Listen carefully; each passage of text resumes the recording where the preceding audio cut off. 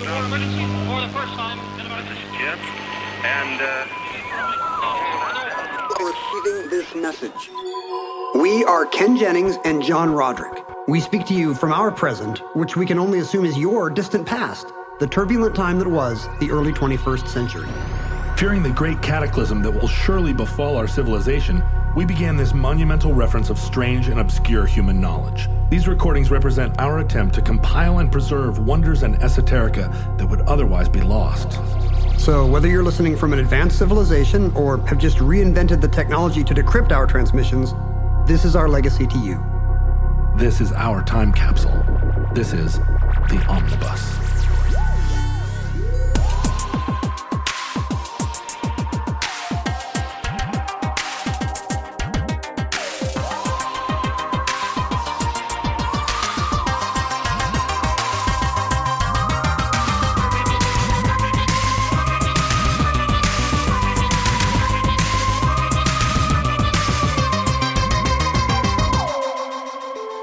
You have accessed entry 539.JB1804, certificate number 25614. The Goodwill Moon Rocks. I notice in the soft spots where we have footprints nearly an inch deep that the soil is very cohesive, and it will retain a slope of probably 70 degrees one side of the footprint. Now, one of the problems with us having such a voluminous reference work at this point is that I can't remember what's in the omnibus. Did we do the Goodwill Moon Rocks already? Well, I know we didn't, but does the future know? Do the giant Heidi Klum tapeworms of the future know that man once, for maybe a year and a half, went to the moon? They must. And then got over it? Oh, maybe not. Have we mentioned the Apollo landings? We must have. Yeah, for many times. But I can't remember why. We've never done a show about moon conspiracies. Well, but we talked about V'ger, and yeah, we did that show about V'ger. No, you're right. We did the probes. Yeah, I've got a space show coming up, but it's not about the moon. You're right. If there's another Greek Dark Ages, if the Sea Peoples come, people could literally forget that man went to the moon. Yeah, well, they might forget writing. There might be kids right now in 2022 who forget that man went to the moon. I feel like that's why we should terraform the side of the moon that faces Earth and put a big check mark on it. Yeah, a big Coca-Cola sign or something. It should be the check mark to be like, yep, boom. We went to the moon and clearly never had. I mean, the funny thing is, and one of the reasons why it's been memory hold a bit is just what a funny bit it was. When was it a funny bit? To go to the moon. Yeah. The most astounding feat in human history, and then to quickly lose interest, and then for 60 years and 50 years now at this point, never go to the moon again. I wonder if this is a thing that only exists in Generation X memory as the boomers die, inshallah. It'll soon be hotly contested. Not in a conspiracy way, but just like, the moon? I mean, I know we sent probes to Mars. I'm going to have to Google the moon, though. It might be a flat Earth thing where people start to disbelieve there is a moon, first of all. What was that Flat moon theory. There was a movie not very long ago where the moon collided with the Earth. Yeah. The dumbest movie preview I ever saw. No, it turned out to be scientifically accurate because it turns out that the moon is kind of a hollow paper mache thing filled with aliens. What was keeping it up there in the first place? I'm going to say aliens. Oh, aliens. Yeah, and they're jets, obviously. When the moon, when Apollo landed on the moon, did it make a hollow sound? Yeah, like clunk. Dong. That was the real giveaway. The astronauts are just walking around knocking. Dong, dong, this can't be right. It also jiggled a little when they landed on it, like it's hanging from a children's bedroom ceiling. Yeah, that's really interesting. I think about this all the time because I don't know if you saw, the Saudis now are planning. Wait a minute. There's one Middle Eastern country that's planning it's Abu Dhabi. No, it's Emirates. Okay. Same country. Yeah, but they're planning to build a circular city. So the Saudis are going to build that linear city that goes 100 miles through the desert, and it's going to be just a trench. It's like a Death Star trench. Is that what it's for? So you can like fly a low flying plane through it? I think they're designing it to basically be the Detroit airport, where there's just a train that goes the length of it and then comes back. Light rail is so much easier in a two-dimensional plane. But it's weird. The Detroit airport's weird, right? Because you have to take a little elevator up to the train, and every time I'm there, I'm walking along and I'm like, I don't see a train. I'll just walk to the next one. You also have to know if you need to walk ahead or back to the train. Your closest train may be behind you. So I just keep walking, and then I get where I'm going, because it's not like the Atlanta airport. They should really say, hey, here's a train, but also if you just keep walking, you'll be at baggage claim in 8.5 minutes. Yeah, it's just right. It's just right up there. Because in the real world, nobody would take a train for that 8.5 minute ride. Every time you land at the Delta terminal at JFK, you have to walk like 6 miles. It's longer than most regional airports. The new Delta terminal. No, but so this Saudi city is built, and also they built in drama points because it's got corners. Oh, right. So you keep turning, thinking this must be it. No, right. There's another 3,000 feet ahead of you. It's the Ohio Turnpike theory of like, got to put a corner every once in a while. It's like Disneyland lines where they're like, people, do they do that? People won't riot if they can't sense how long the line is. Yeah. Anyway, but so this city we should probably do an omnibus on these like Arabian Peninsula cities that are trying to reinvent the wheel. Let's do it right now. Okay, you have accessed entry some number Arabian Peninsula cities. But the one in Dubai is a giant hoop that goes around the entire city. It doesn't literally rotate, does it? Well, I don't think so, but it's elevated. It's 200 feet in the sky, and it's basically a skyscraper, except it is a loop. And I looked at it and I was like, it's the space station from 2001, which I have been waiting for since 1974. But building it on Earth seems like a huge waste of the concept. We already have gravity on Earth. I don't know if the Emiratis know this. Yeah, I don't think it rotates. I think it's just it's another version of like, well, what if the train just went around and what if it was the Detroit airport, but it never ended? It was like a Ouroboros. But building a city 100 feet off the ground doesn't seem like the most efficient use of gravity. I'm not sure that. Isn't this just the kind of thing where, I mean, you offered me Halloween candy earlier because you had so much surplus Halloween candy. Yes. Is this the kind of thing where if you have so much surplus petrodollars, you're just like, maybe cities should be in the air? None of this has any value to me. I think all of this has to, all of it really raises the question, why does anyone live in the Arabian Peninsula? There should be very small groups of Bedouin living in tents because that's all the environment can support. There should not be cities there at all, and they will be burnt out moonscapes one day when the water dries up, or when there's a Greek Dark Ages again, and we forget how to write. It's also possible that we're speaking to a near future audience would be like, these guys are so dumb. They don't know we're about to go back to the moon. Right. There's now a push governmentally and non-governmentally to put human boots back on the moon and then Mars. If you had a chance to put boots on the moon or terraform the equatorial regions so they became lush rainforests, which would you choose? The equatorial regions of Earth or of the moon? Of Earth. Yeah, I don't think we'd have to do a lot more work on the moon too. Unfortunately, we are terraforming the tropics of the Earth, and we're just in the opposite direction, desertifying it. So yeah, I feel like I would have to choose the second thing to be a humanitarian. But what if you could do some gaming of the clouds and make the Sahara into the Sahel? Sure. Yeah, you'd do that, wouldn't you? Well, it wouldn't be Sahel, it'd be Saheaven. See that's the billboard. Ding! It feels like increasingly the kind of the idea now that space exploration is no longer associated with new frontier utopianism, and instead it's associated with egotistical billionaires. But aren't they trying to make new frontier utopias? Yes, but they're not as good looking as President Kennedy. Oh, that's with true. The result that we trust them less. And it just kind of, and increasingly there seems to be some sense that it's all just a big boondoggle. Not the way in 1972 where NASA was like, look, we just don't have the money for this. Let's do Skylab. But literally more like, maybe we assumed this was the future of the species, and maybe it's the dead end of the species. Like maybe we just need to protect our current ecology because there are built-in constraints to extraplanetary colonization that just make it a non-starter.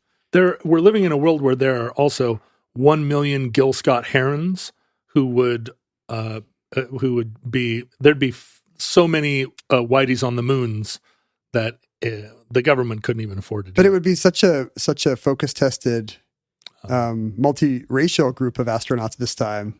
I don't think Gil would be fooled. Gil still knows that's Whitey on the moon, right? Yeah, I think so. Even if you put like a bunch of people, like the polyphonic spree up there, like we'd like to Up with teach people? the world. Yeah, up with people. Well, I mean, really, literally. This is kind of the subject of today's show. Would be, in essence, the United States is the Nixon administration's propagandistic use of the Apollo program in the early 1970s. Beat the Vietnamese? What were they propagandizing? Well, just the idea that don't pay no attention to Cambodia and Chile. There's a Cold War on, and you know who the good guys are. It's us. Because check out the kind of symbolic gestures we are making overhead on ye old moon. Now, are you doing this show just because you like that TV show where the U.S. doesn't get to the moon first? 100%. I mean, that's it. For All Mankind actually tapes on the soundstage like maybe one or two over from Jeopardy. Really? Or films. Do you ever tiptoe over there? I'm kind of wondering how I can swing it. Like, I want to go hang out at For All Mankind. I've been on that lot, and although it does feel like if you went into the wrong building, somebody might yell at you, it also feels like you could just go anywhere there, and there are no guards. I was just sitting at lunch the other day, and some studio audience members who did not leave the lot when invited to do so just kind of wandered over and kept asking for selfies. So yeah, here's what I'm saying: sneak onto the Sony lot, and if you see Ken Jennings, I wandered he around, will grudgingly take several pictures. I think I had a tie on, and as you know, I look like I belong everywhere. So I traipsed around for a while. You don't look much like a studio exec. No, I can't see you in a thin lapelled, kind of suit. But maybe you look like ill-fitting suit. What do you look like? I don't know who you look like on a studio lot. Like a union representative? I mean, or a you're kind of grizzled old camera guy at this point. Yeah, right. Stage manager. That's one of the amazing things about driving around LA. You're like, who are all these rich people? And it's union cameramen, isn't it? Yes, for the most part. But they all live up in Ventura or Dana Point or something. They've all got 2-hour commutes when they have to work. Why were we talking about that? Oh yeah, so there is this current alternate history TV show which imagines, what if it's not a boondoggle? What if there's enough water on the moon to make that a go of it? And then there's hydrogen 3, which makes fusion a possibility. Did I say fusion? You did say fusion. Fusion. That's my favorite kind of Chinese fusion cooking. I thought you were going to say Japanese chewy candy. I love mango and papaya flavored fusion. And then is that a theme of For All Mankind, that there's water on the moon? Yeah, there's enough ice, which I thought was kind of accepted dogma and is now apparently pretty controversial. We don't know to what degree is there trace water, just ice just to the poles? Is there enough that you could actually sustain human colonization? All up in the air until Jeff or Elon get their act together. Was it a thing where somebody ripped the letter A off of their letter sweater and turned Whitey on the moon into water on the moon? Well, as a moment's thought will reveal, you'd need an R. Yeah, sure. Letterman never has a spare letters to get rid of, right? He covers them up. But I mean, every time he shows up, he's got a different letter on his letter sweater. It's true, and he always has the right one. Letterman somehow is either maybe planning the crimes he solves, yes, or has flat Earth theory, sees time as a 4-dimensional hypercube and can tell which letter is going to be necessary. We annoy and alienate 100 people every time we mention Letterman.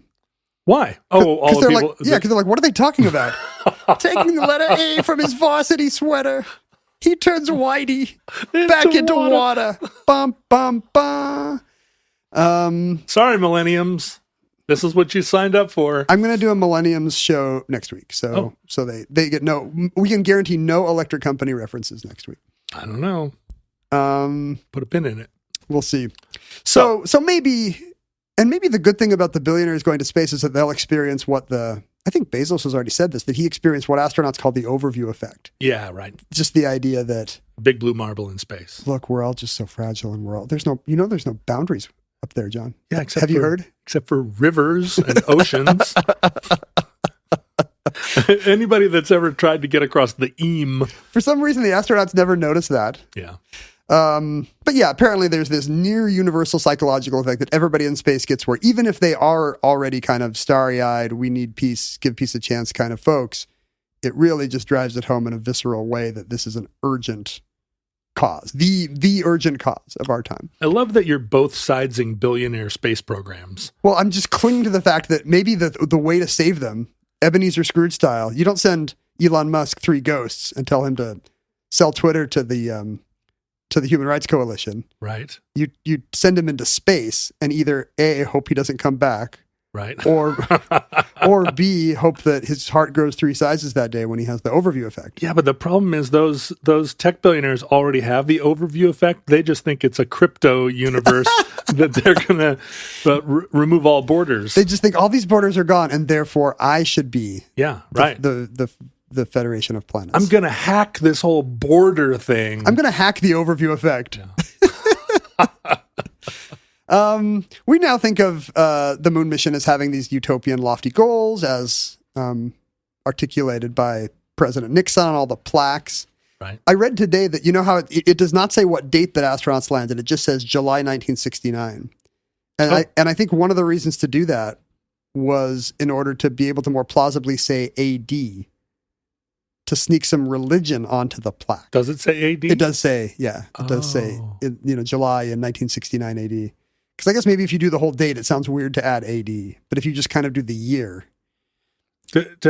Whose conspiracy theory is that? Probably the atheists. Yeah. Well, Madeline Murray O'Hare sued when they sang A Christmas Carol or something. And that's actually what scared Buzz Aldrin, who was some kind of Presbyterian elder, back into the closet. He took communion on the moon. Oh, but it was secret. But he did secret. He didn't get on the mic and be like, Houston, I'm preparing the second wafer, removing the wafer from the foil packet. He just quietly, well-behaved religion. Right. Just take your wafer. Don't call Jerry Falwell or the New York Times. Do you think the transubstantiation happens Does it work on the more moon? quickly because there's less interference between you and heaven? Right? There's not all that atmosphere. Maybe it's the lower gravity that helps. Right. Boom! I mean, it's also possible if you believe, for example... But Presbyterians don't believe in transubstantiation, or do they? Probably less so. Yeah, why are you taking communion in that case? I mean, if you believe, for example, that Jesus has salvific power over the whole galaxy, it's possible that, he looks like a different alien on every world. He looks like a Jabba the Hutt on Tatooine. Oh. And he looks like a Ewok on the forest moon of Endor. Interesting. And so maybe the wafer turns into whatever kind of space messiah you're localized for.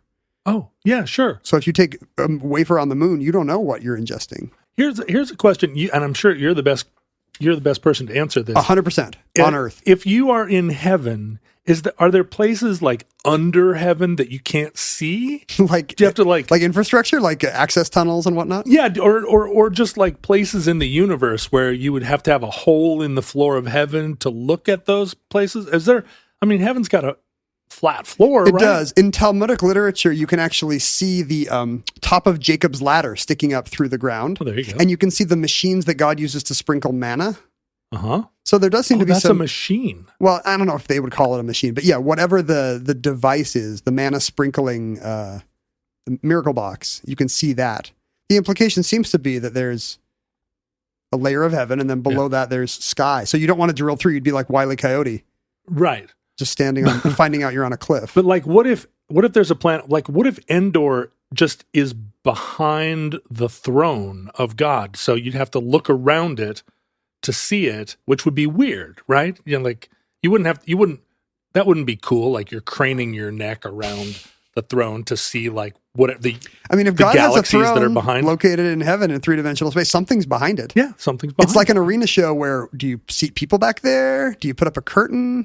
Does the stage rotate? Are there monitors so that the people with bad seats can see the Almighty? I think we just have to assume that how many angels can dance on the head of? It's a higher dimensional space. Yeah, Heaven's a tesseract. Okay, gotcha. Which means you look in directions we don't have names for, and you can see every planet in God's creation. Right. Does that answer your question, John? I don't want to leave any theological uncertainty here. This is clearly the right answer. It's a tesseract. So there's dimensions we can't even name. Right. You can see every point in the universe from heaven. So it's basically it's located outside the n-dimensional crystal that is our space-time. Should a wrinkle in time then be our guide? I think it has been mine this whole time. Does that mean I didn't even realize it? You worship Mrs. What's-It? I think I am Charles. I always thought I was the normal kid. The funny thing is, I was Charles. What's his name? Charles Nelson. Charles Riley. Martin. Charles Nelson Riley. Yeah. I thought I was Charles Nelson Riley, but I'm really like the normie kid next door who's like, you Murrays are weird. Calvin. I'm a Charles Murray, right? But doesn't he have a middle name? Charles Wallace. There we go. There Charles Wallace. Charles Wallace. He was that Louisiana senator that got shot. Caused all that problem. So there's this, there's this propaganda arm to the. In fact, the moon mission was a propaganda mission. It was. Ouch. I hate to say it, but Kennedy is on record many times in his presidential run and early in his presidency as not really caring about the moon. It's only after Bay of Pigs, it appears, that the new frontier becomes a lunar frontier specifically, and then he tells us we have to do it because it's hard. And it's kind of easy to read the tea leaves there and to think, the Cold War wasn't going well for his administration or for the nation. They both need a win. Maybe this is the thing. We're tired of taking all these Sputnik era things on the chin. In his campaign, he would say things like, why are the dogs in space named Strauka and Belka instead of Rova or Fido or even Checkers? He had a laugh line where he would name Nixon's dog. That's pretty good. That's a really good Kennedy. I love it when you do that. You always say that, and it's really not. No, you should do it all the time. Should I do the whole episode like this? My daughter just did what a thing at her school called Historical Halloween, where they pick a person and then learn all about them and then do a presentation. It's to keep the kids from dressing as zombies when they could be dressing as Susan B. Anthony. Yeah, and so she picked JFK this year. And I was like, interesting. She did a wonderful job, I have to say. Her speech her presentation only lasted through 3/4 of its allotted. But she, too soon. But she practiced her Kennedy impression and then decided that it was too. See, and that's risky. That's what I need to do every time it comes up on Omnibus. That's a good impulse, I think. Never do the impression. Never do it. Just practice it, but never do it. Exactly. And always know you can. Have the peace of mind that comes with having a really good Neil Young or Carol Channing or whatever it is you want. But don't do it.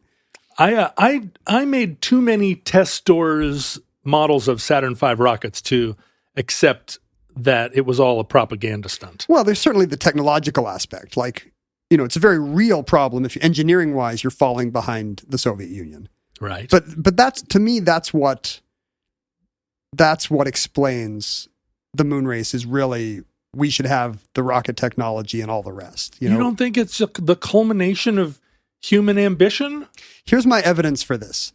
There was no actual scientific, and there, certainly, yes, there is this. The question is that symbolic exclamation point more useful as a humanitarian tool or as a patriotic symbol? Oh, I mean, just in terms of why climb Mount Everest? Oh, sure. Why go to the bottom of the ocean? It's very easy to defend, but here's the question. Why do you go to the bottom of the ocean? Is it just because it's hard?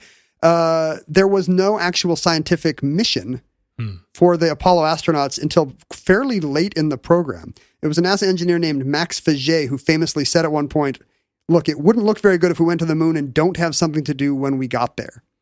So this whole thing about look for the black obelisk. The whole thing about geology and lunar samples and rock samples was not a part of the program. It was stapled on later just so that we wouldn't land there and then be like, well, we got to go home in 21 and a half hours. And we've put out the flag and the children's letters to God. So was the theory that the moon was a big blob of lava that came off of the Earth? Did that pre-exist? No. In fact, really good science did end up coming off Apollo 11 just because of this accidental discovery that, we need to give them some little chemistry sets to do up there or it's going to look dumb as hell. Neil and Buzz were on the moon for about 21 and a half hours on Apollo 11. I think about 7 hours of that is rest period. So they had about 14 hours on the surface, and one of the first things they did 7 minutes in was collect a soil sample. I think it's Armstrong. He attaches it to his belt, so just in case they have to get out of there in a hurry and can't do the rest of their checklist, at least they're going to they're going to hustle back into Eagle or whatever, or which one takes off? Eagle landed. Eagle lands, but LEM or the command module stays up. LEM. Lunar exit module. Yeah, probably. It never occurred to me, did they go into the lunar module and go to sleep for 7 hours? How could you be on the moon and go to sleep? The funny thing is they were scheduled to have a rest period right after they landed. The original schedule is like, and then you'll rest for 4 hours. And, these guys are test pilots, and they're like, the hell we will. We're going to start getting ready. And the funny thing is, how long it took them to get ready to get out? About 4 hours.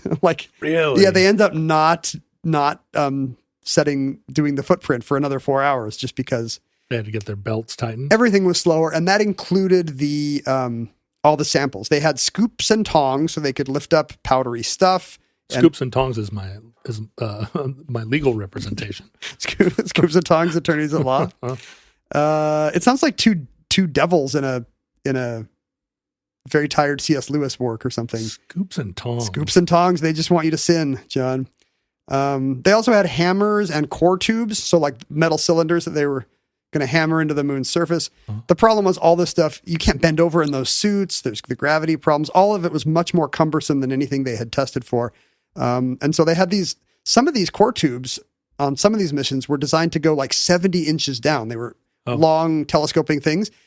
But every time they hit it with a hammer, they bounced 6 feet in the air. They fly into space.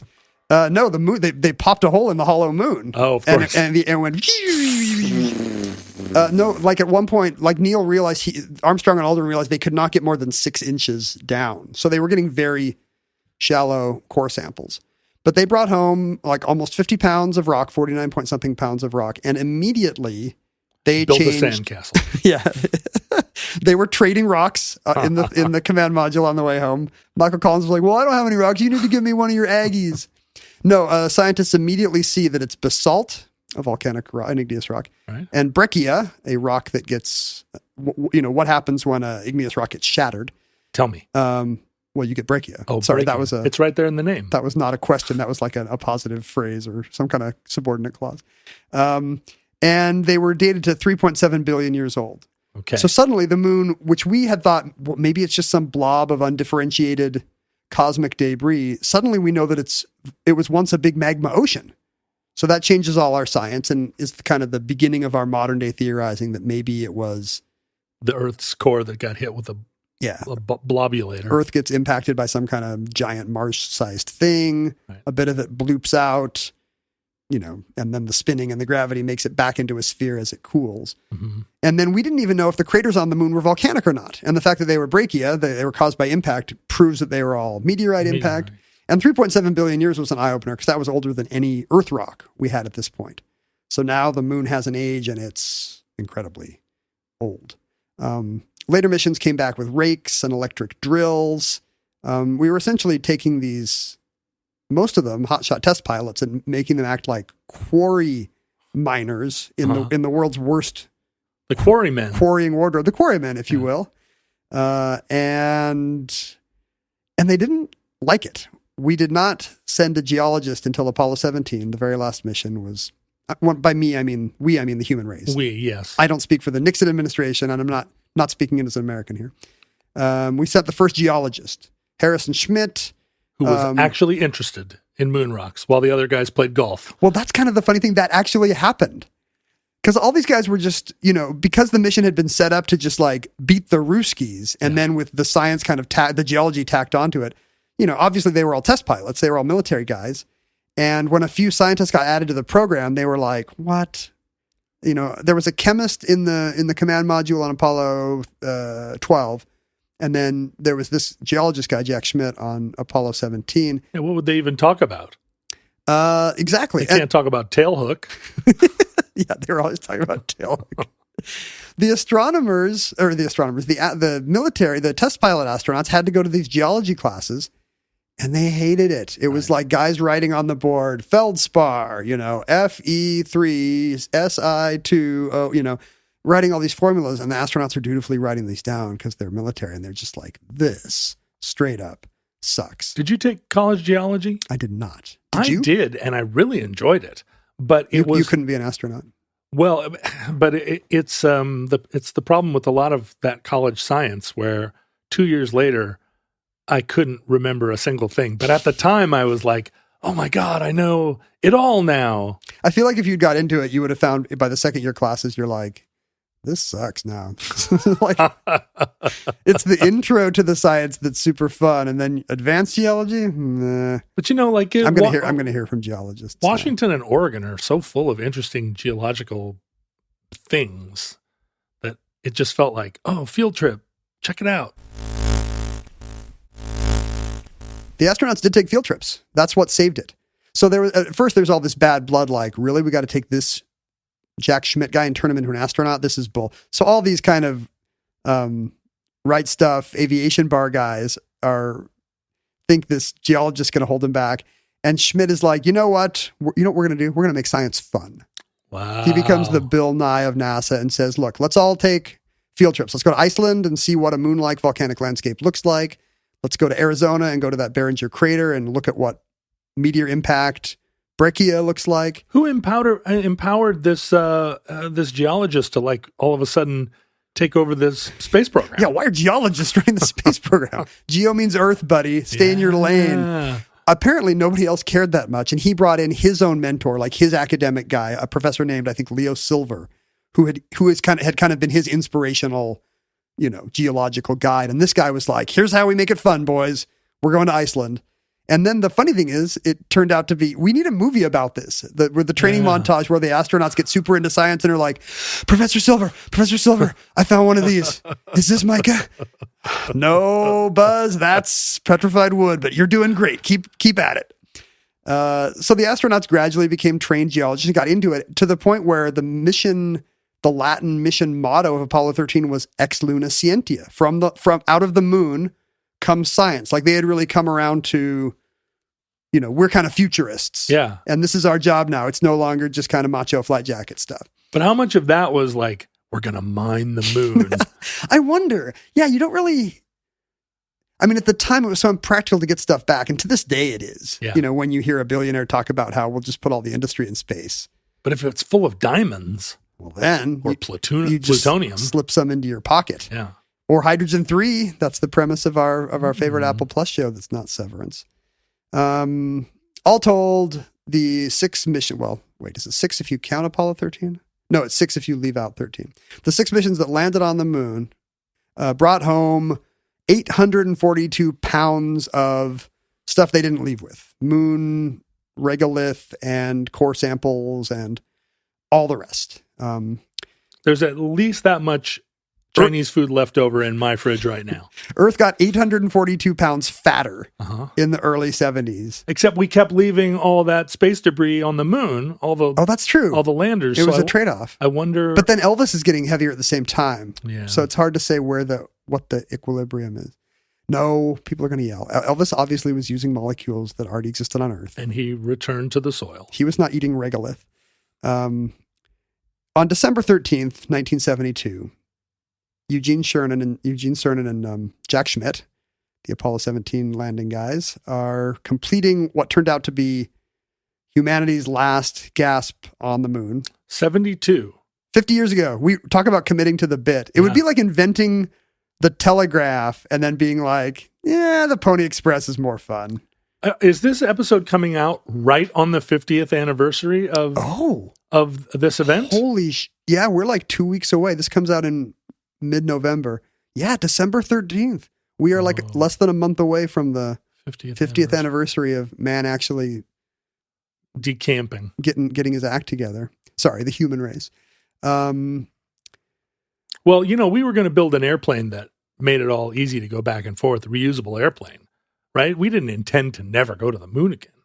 No, but I think in 72, by this point, Apollo 18, all those missions had already been canceled. Yeah. I mean, nobody would have, I think if you had polled it, nobody would have said, we will not and should not go back to the moon for 50 to 100 years.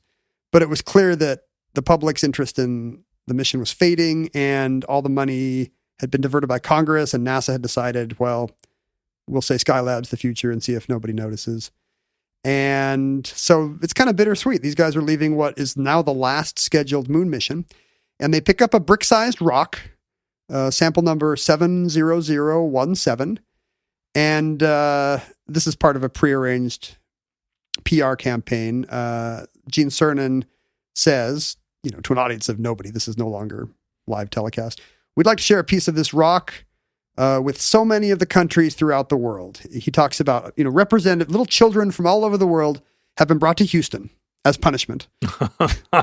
Zing. Gotcha, Texas. No, they've been brought to Houston so they can kind of represent the various, it's a small world thing. Mm-hmm. They're all at Johnson Space Center. And the idea is that this rock is going to be partitioned is going to return to the nations of the world with these little junior ambassadors. With this rock, IV unite. IV unite the entire world. So they're going to take this brick and they're going to split it up into 300 pieces for all the nations of the world. Does Equatorial Guinea get a little piece? There is an approved list, and I believe Equatorial Guinea is not on it. Let me see if I can find the list. Boo. Equatorial Guinea had only been independent for 4 years. Oh. So you'd think it would be on the list.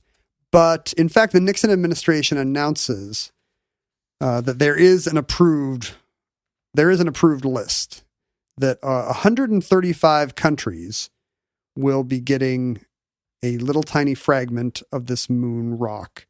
And each of the 50 U.S. states will receive one as well. Now, it turns out this is not the first time this had happened. There was a similar Apollo 11 initiative where one of the moon rocks from the first mission had gone out, I think, to the same approved democracy-loving group. Broken up into little pieces. Yes, broken up into...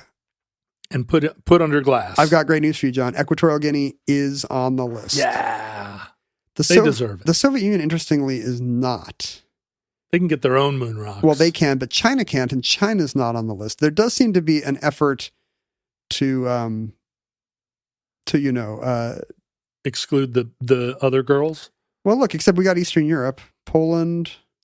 We always were trying to make Kutzel up to Poland. Bulgaria, Romania.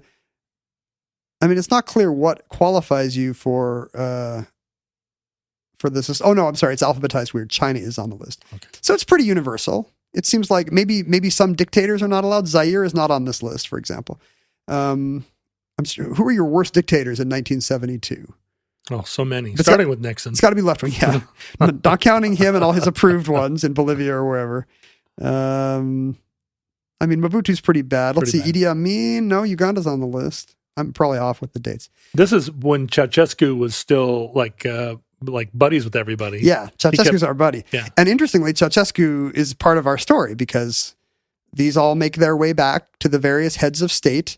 They're mounted on these little, a 1 to 1.5 gram sample of the moon rock that Gene Cernan picked up is encased in a little lucite ball, mounted on a wooden plaque with a little flag of the nation or state. And I believe all the flags had been to the moon. Oh, cool. Like Apollo 17 had brought little mini flags up with them in their kit.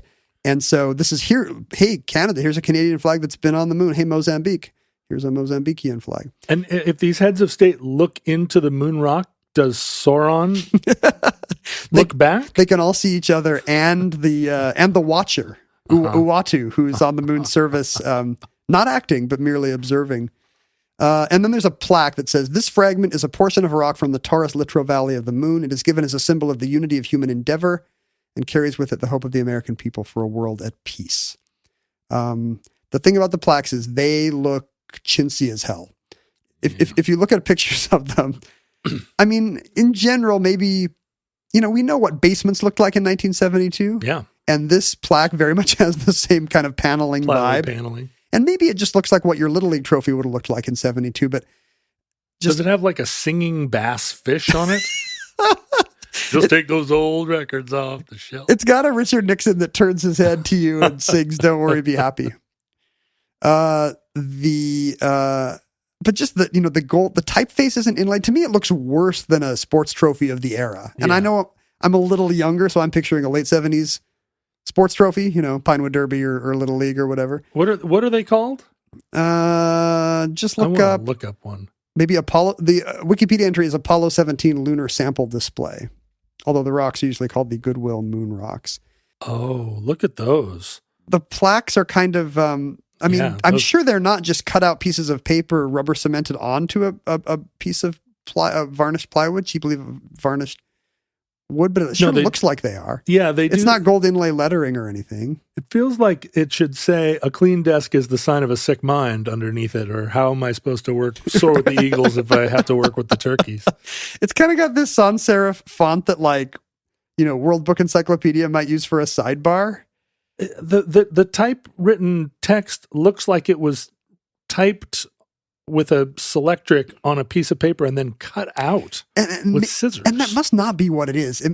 Are we just seeing the light catching a plaque wrong? It looks really chintzy. No, because I can see the angles are not right angles, yeah, right? I can see that it's not even. It's like like somebody at the State Department's doing this with a paper cutter. yeah. And then it's kind of funny. Richard Nixon's name is in capital letters. Yeah. Although, none of the stuff about A World of Peace is. He's the biggestest. It's his signature, I guess. He's got less than a year to go at the time these go out. But these are sent to 135 countries in all 50 U.S. states. And, it's pretty much it's the same list, I think, as went out with the Apollo 11 plaques. So there are now 270 of these total on the international scene, and U.S. states have a total of 100. NASA gave up. Well, let me tell you this. The interesting thing about these is that most of them are now missing. Huh? I think of the 270, maybe only maybe 160 are gone of the international ones. 160 are just unaccounted for and cannot be located by anyone. Aren't moon rocks worth a lot of money? That's what makes this all interesting. Moon rocks have never been sold on the open market. Well, only once has any moon material been sold on an international market legitimately. There is actually U.S. law forbidding the sale of the following kinds of space artifacts. Anything from the Apollo 1 fire. Oh, yeah. Anything from Challenger. Right. Anything from Columbia. And a moon rock. Those are the four things you cannot legally trade in. So the only time these ever sold was there was the Soviets authorized the sale of like 0.2 grams of Russian moon dust that had probably been brushed out of a pretty dodgy Soviet suit at some point. And they went on, in 1993, they went on some Sotheby's auction. 0.2 grams of dust went for $442,500. Wow. So all these plaques that got thrown into a desk drawer somewhere and taken home by a executive secretary are sitting in a den in Lagos. NASA gave up title to them and considers that this is not their problem. NASA's like, hey, these were freely given to the state governments and the heads of state of the world. This is now their problem. We're not going to enforce this. But there is reason to believe that because there have been no open sales, that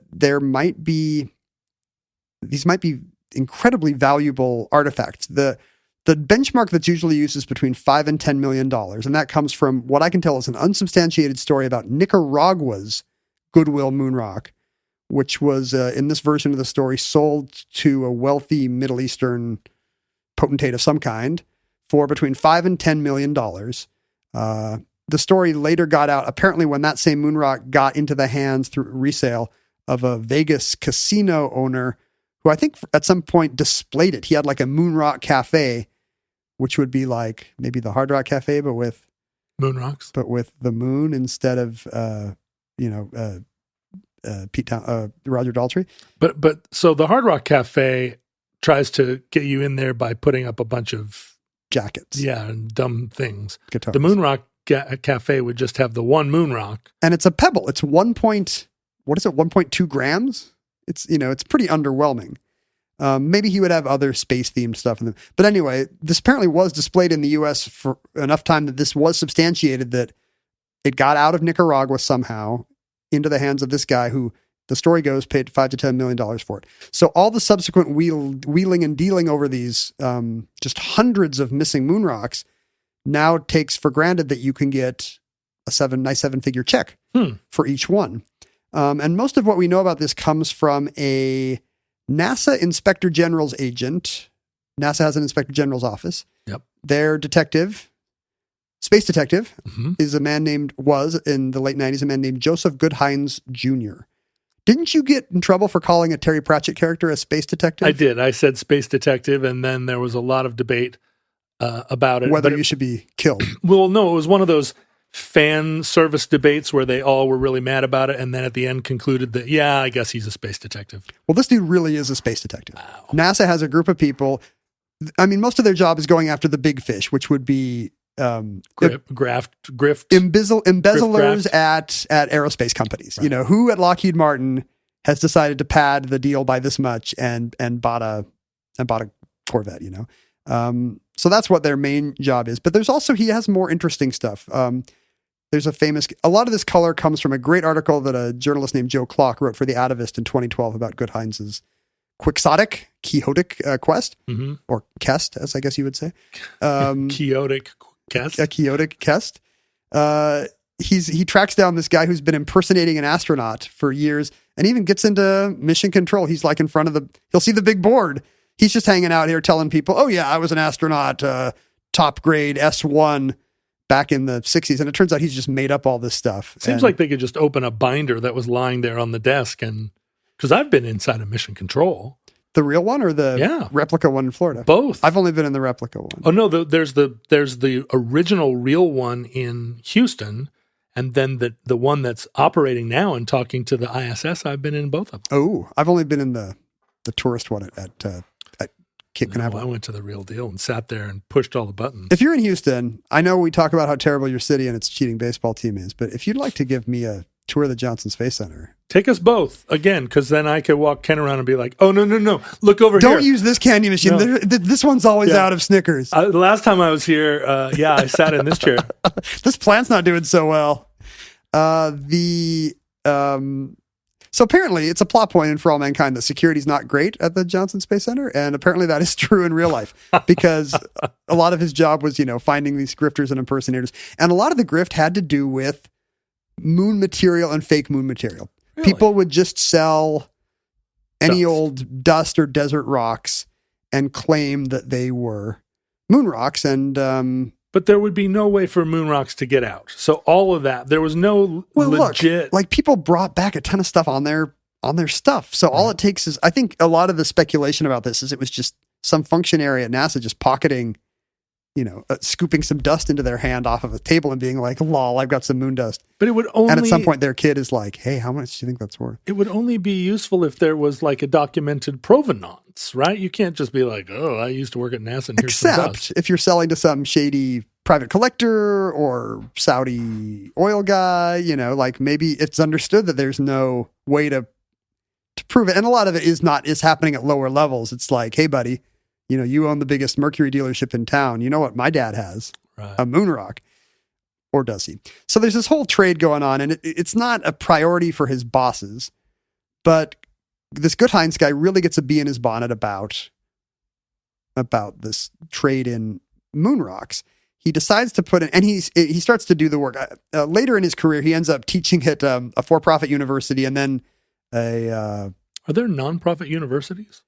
Like, what do you call the ones that are like, he's teaching at University of Phoenix. Oh, basically. I see. Okay. Trump University. Yeah, he's teaching at Trump University. He's teaching at University of Phoenix. He's a back of the phone book kind of university. Right. And a community college, the nearby community college. He's teaching criminal justice. Now he has a bunch of kids. He can like say, hey, let's make this a project. And they're the reason we have this count of like what's gone missing and what's still around. So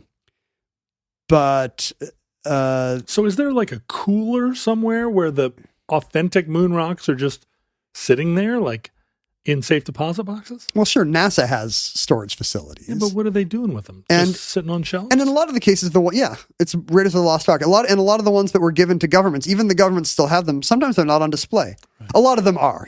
China's is in the whatever science Museum of Glorious Revolutionary Science in Beijing or wherever it is. Otherwise, the big observatory has it. But a lot of times they're just kind of in rundown displays, and in many cases they are in possession of the museum or the observatory or whatever, but they're just in a vault somewhere, or in the director's drawer, or we've indexed this as number, it's Raiders of the Lost Ark. We've indexed this as 18602, but who knows where it is? We'll have to get into the paper files, and those never got digitized, and nobody's looked at them since 2006. And so he, with these students, he kind of organizes this. Let's figure out what happened to the moon rocks task force. And one idea he has is to place an ad in USA Today. Moon rocks wanted. He's going to pose as a collector. Mm-hmm. This is like Chris Daniels. Yes. Yeah. And this actually works. The most of this Joe Clock article follows the attempt to track down the missing Honduran moon rock, which apparently following some coup, a colonel, we meet a guy named Rosen, who's a procurer for an American fruit juice company. So he's tramping around Honduras looking for the plumpest guavas or whatever, if you know what I mean. Mm-hmm. And some guy who's an ex-colonel in the previous regime is like, hey, when that Lopez guy got forced out, he had given me the moon rock. Yeah, sure he did. And I've got it. And I've started to hear this thing might be worth a ton of money.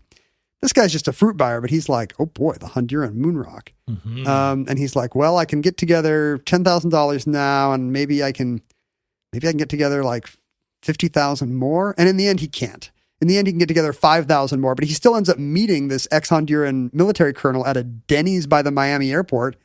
And he's like, sorry, I only have $5,000. And Colonel whoever is like, yeah, okay. What? Really? So suddenly our boy Rosen has a Honduran moon rock that he thinks he can get $5 million for. Yeah. And he's the guy that he sees the ad in USA Today and reaches out and says, hey, a couple of years ago, I actually tracked down the one from Honduras. And so then this becomes a whole sting operation where he says, I want the $5 million that the Nicaraguans got. And Goodhines is still at NASA at this point, but he does not have $5 million. NASA does not want to throw a $5 million briefcase at this quixotic quest. He's working with some other agent because mail fraud may be involved. So he's working for some other kind of postal inspector general guy. And that guy's agency does have $5 million, but you know what they don't care about? The Honduran moon rock.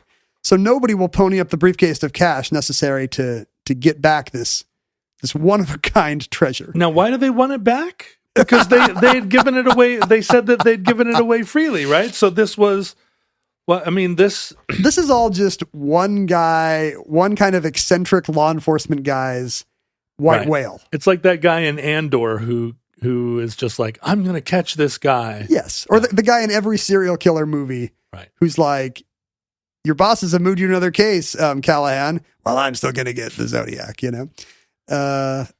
apparently that's him. And if you need $5 million and it's the late 90s, where do you go? He remembers his... Noriega. Wait a minute. Noriega's got his own moon rock at this point. It's interesting let me finish this story because it's insane.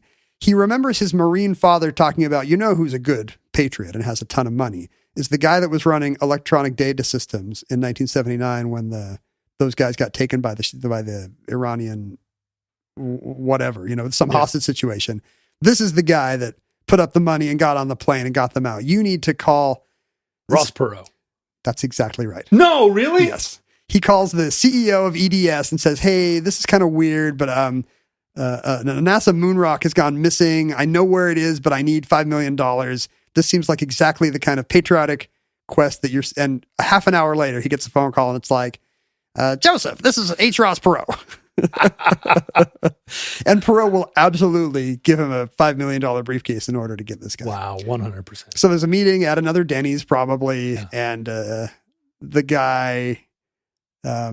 guy's nervous, but he sees the money and he says, okay, let's do the deal. And at that point, the warrants come out.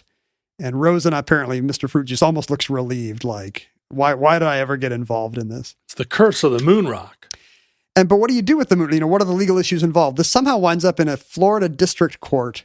United States of America versus one lucite ball containing lunar material, one moon rock, and one 10-inch by 14-inch wooden plaque. Wait, it's versus the... This is the name of the case. The Bush administration is suing... The rock itself. I think the idea is we don't want to go after Rosen, but we don't understand the legal issues involved. Some attorney should write in and tell me why an inanimate object of extraterrestrial origin, by the way, except for the plaque, is the defendant in the case. But Yeah, the judge kind of finds, Rosen's not, Rosen never does any time or anything.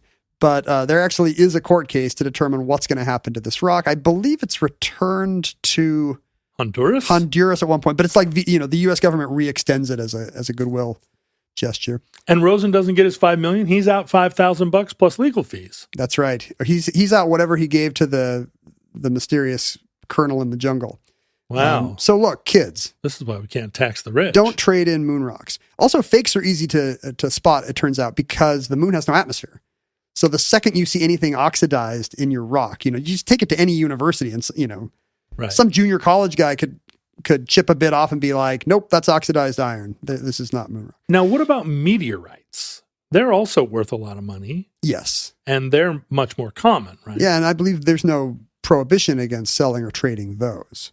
So those pass beneath the notice of our hardy, perhaps mustachioed space detective. But I want to know how a U.S. District Court in Florida can declare that the Honduran moon rock plaque, which was freely given and then stolen by a colonel and then sold in a Denny's to a fruit broker, is itself culpable in its own theft. Let's see. The issue with the case is the U.S. seeking civil forfeiture.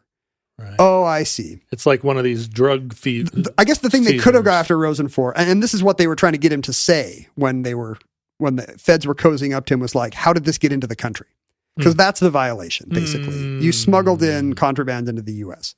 So basically, I guess they need the court to make the ruling that this can be legally forfeited from this Rosen guy. And then I guess the disposition of it can be at the whim of the court system. I see. The U.S. government.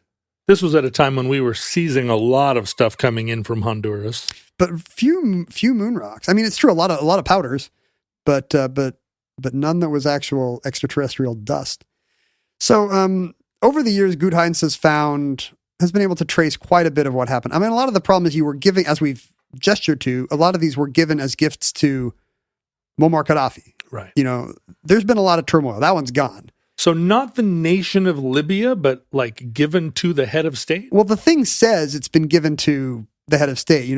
I guess it says presented to the people of the Kingdom of Norway. But in practice, that meant let's give it to a U.S. ambassador. He'll get an audience with the Governor General of Canada or the Queen of the Netherlands or whatever it is.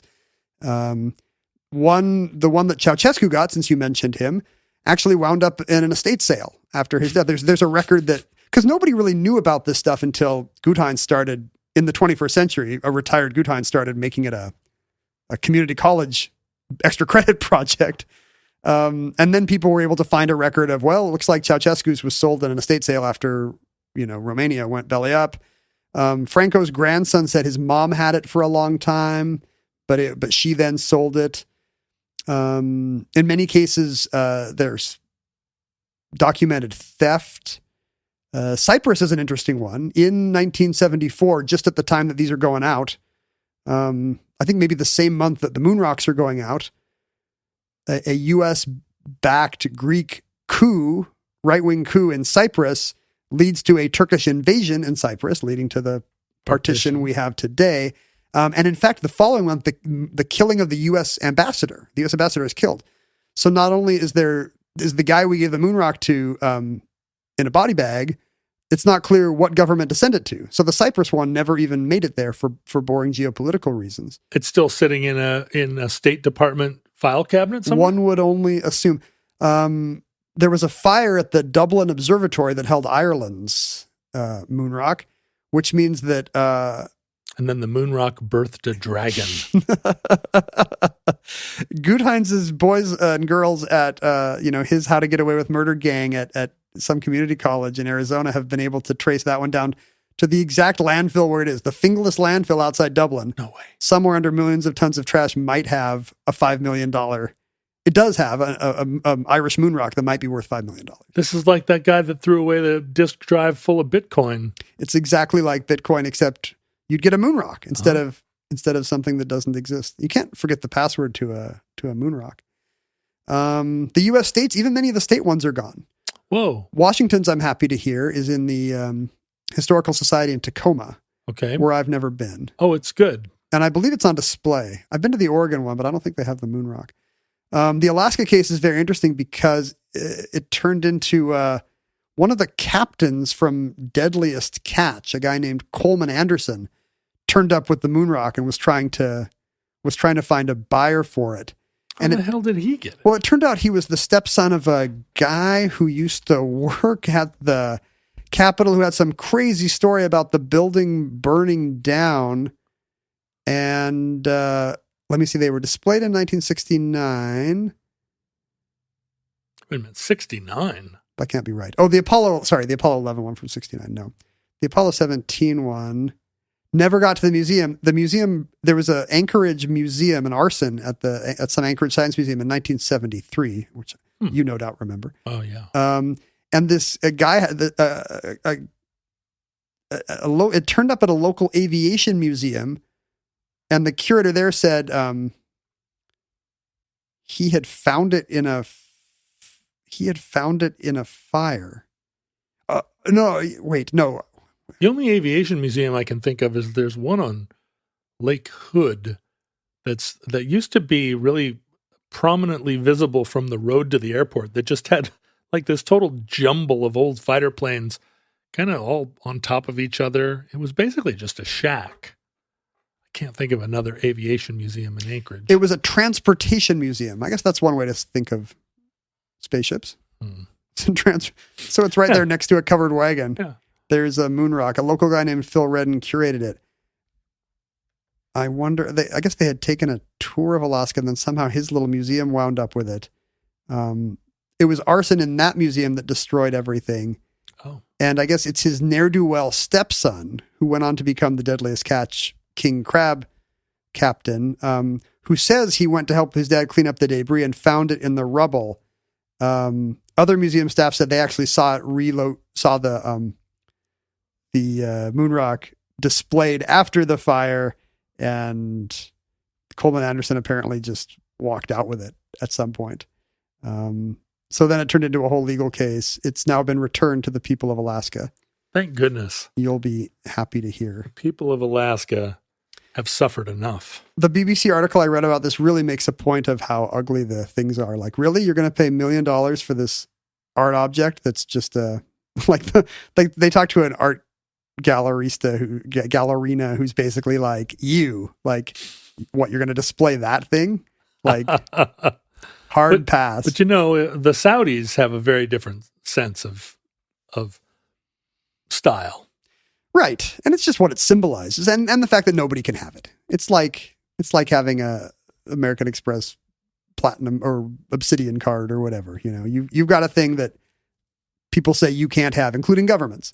What do you think the chances are that a futureling is going to put one of these in the mail and send it to us, and we're going to have Uzbekistan's moon rock here in the bunker? That would be the dream. We can promise you legal amnesty if you send us the Swaziland moon rock, because your uncle got it through some misbegotten means. We almost certainly will not turn around and try to sell it immediately. We will not notify the authorities. We'll put it on the wall here. It'll just be one more decorative element.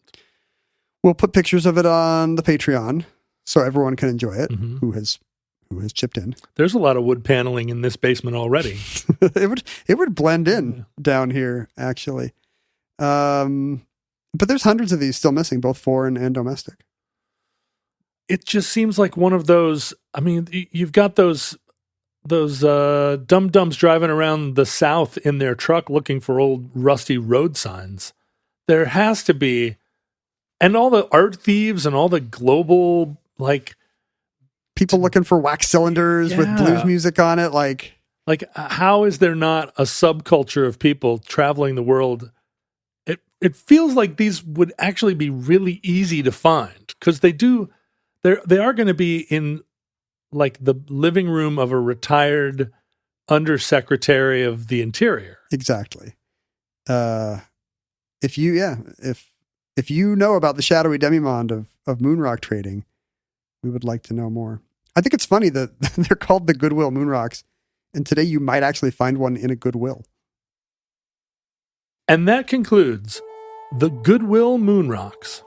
Entry 539.JB1804. Certificate number 25614 in the omnibus. Futurelings, in the unlikely event that you have a moon rock in your basement, as I said earlier, please send it to us at P.O. Box 55744, Shoreline, Washington 98155. If social media still exists in your era, seems like increasingly less likely unless you are, unless you're on Parler. Have you been a guest on the Joe Rogan podcast? You may still be on Twitter. For the short term, you can find us on social media, although I would recommend that you read a book. You can look for Ken at Ken Jennings, at Omnibus Project, at John Roderick, etc., etc. You can email us at theomnibusproject@gmail.com if you want to send us an email and say, hey, I've got one of these moon rocks. Is it cool if I send it to your address, P.O. Box 55744, Shoreline, Washington 98155? We will surely say yes. You can hang out with other futurelings. Well, hold on. If you're talking about the mail. Oh, yeah. You've got some mail over. Nobody sent us moon rocks, but this is interesting. My friend Fritz Holznagel, I think he's still a Google employee, former Jeopardy champion, world's foremost expert on the Jeopardy buzzer, enjoyed the recent Lem Billings episode.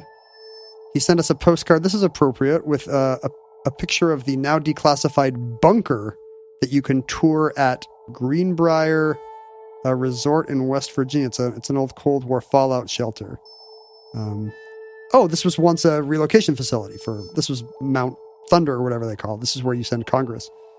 And the bunker can now be toured. That's interesting. Did you know there was one of these in West Virginia? I sure didn't. Yeah, I did. It's in some fancy resort now. Yeah, it's in a hotel. It was where Congress was supposed to. That's exactly right. Anyway, we now have a postcard of said bunker from Fritz. Apparently in the Lem Billings entry, I kind of dissed President Kennedy by saying, I prefer sailors whose boats didn't sink. Wow, tough talk. He says... a bit of a Trump callback. Fritz says that JFK actually had his own joke on the same topic. When asked throughout his political career to explain how he became a war hero, Kennedy said, it was involuntary. They sank my boat.